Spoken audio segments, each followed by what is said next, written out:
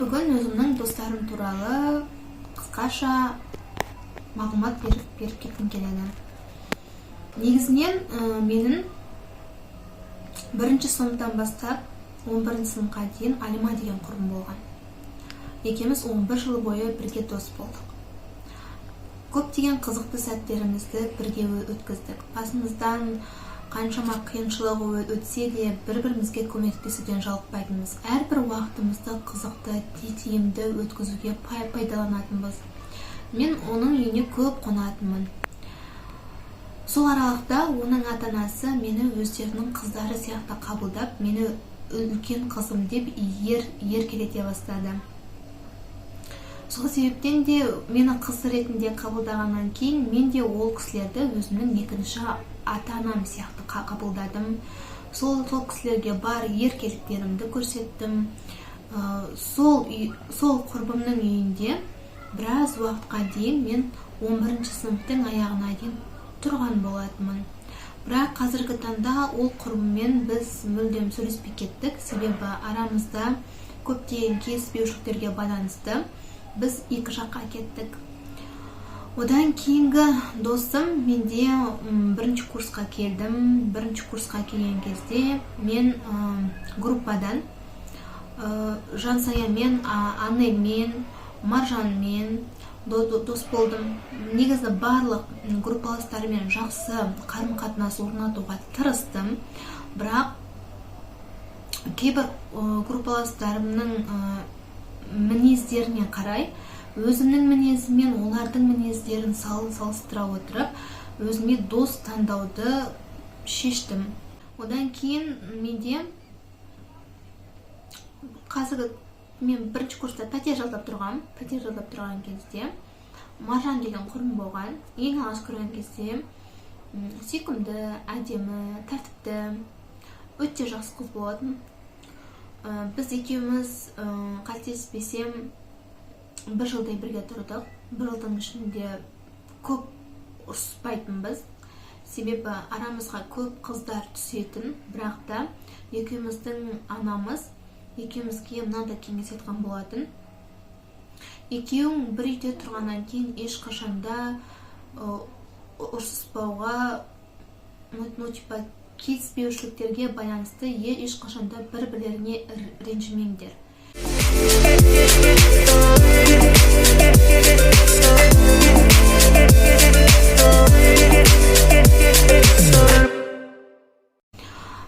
Одан кейінгі группаластарыма келетін болсақ, ол Жансая мен Анель өте жақсы қыздар.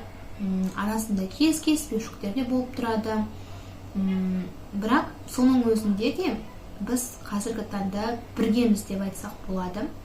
Одан кейін мен 3-ші курста осы Сағындық деген досым болды. Басында мен қатты ауырдым. Сабақтан 1-2 аптадай 10 күнде қалдым. Сол аралықта маған сабақ жасауыма, сабақтан не бергендігін, барлығын көмектесуге тырысты. Сол сәттен бастап мен Сағындықты өзіме жақын тарта бастадым. Басында мен оны Сағындық деп атадым, кейіннен Сага деп айтуды қолға алдым. Себебі, қалай айтсам болады,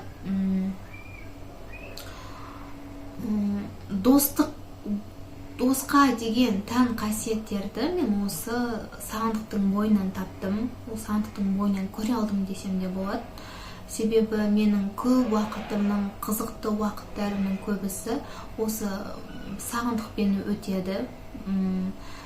Бірге таңымыз атады, бірге кешіміз деп атады десем де болады.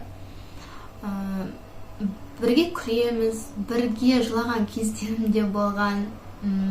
Когда менің көңіл күйім түскен кезде Сағындық маған көбінесе поддержка, яғни қолдау беруге тырысады.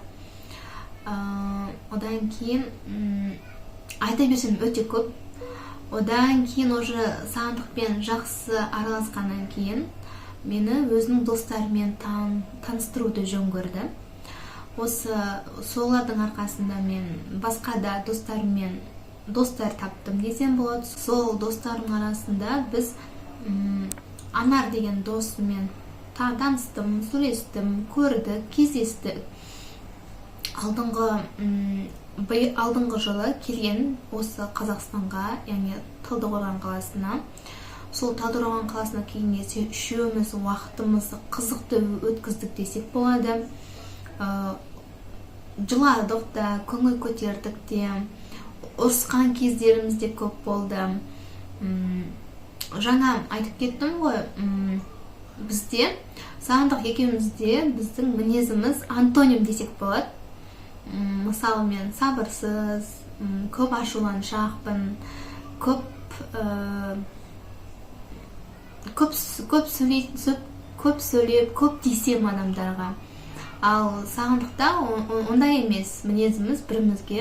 Ол менен қарағанда сабырлы, өз-өзіне жауап бере алады, өз-өзін ұстай алады. Ал менде ондай жоқ. Одан кейін өте білімді. Осы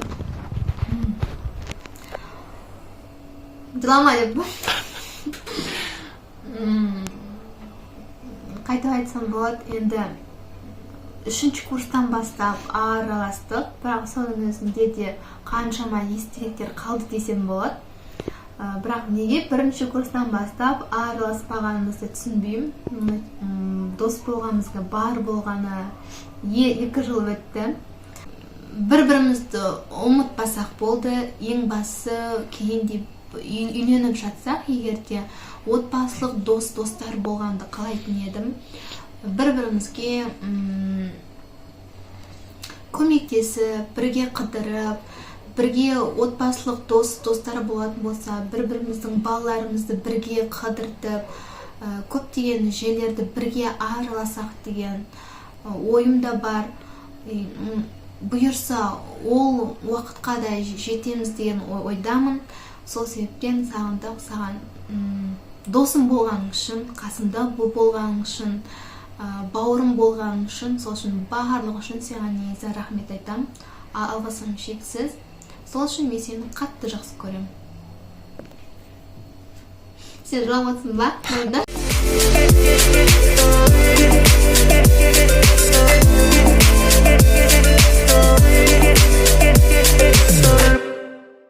Бүгін біз сіздермен Макулбе тамағын жасаймыз.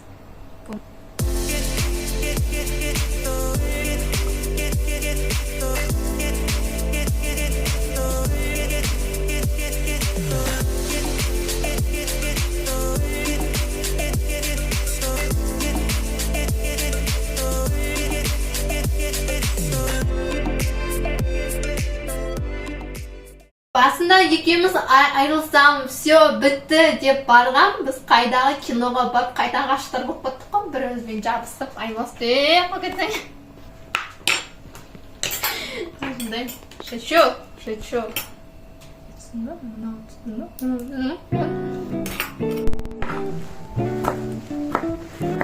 Мен тамақ пісіргенді өте қатты жақсы көремін. Мен негізі көп тамақ жасай бермеймін. Бірақ өзімнің қонақтарым болса, егер қонақ күтетін болсам, достарым келетін болса, онда дастарханды жайнатып жасап қоямын. Бірақ негізі тамаққа көп жолай бермеймін. Бірақ тамақ жасау қолымнан келеді.